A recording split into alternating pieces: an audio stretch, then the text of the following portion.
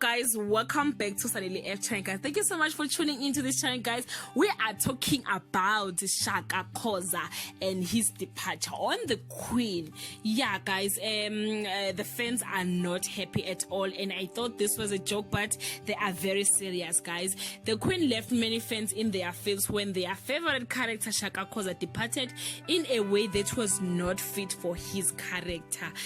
Many people thought his departure would be a temporary and possibly return in the near future, but Ushaka was killed and was banned by Dingane and Skakakaka. Yeah, it was reported that Shaka will be joining the Ferguson film called Kings of Joburg, so the fans started the petition to bring back their beloved Shaka Khoza on the Queen. The Ferguson was supposed to consult the fans first, guys. The aim of the petition is to get at least 7,500 signatures, and currently they are sitting on 5,000 signatures. Fans even promised to boycott or to stop ukubukela the Queen.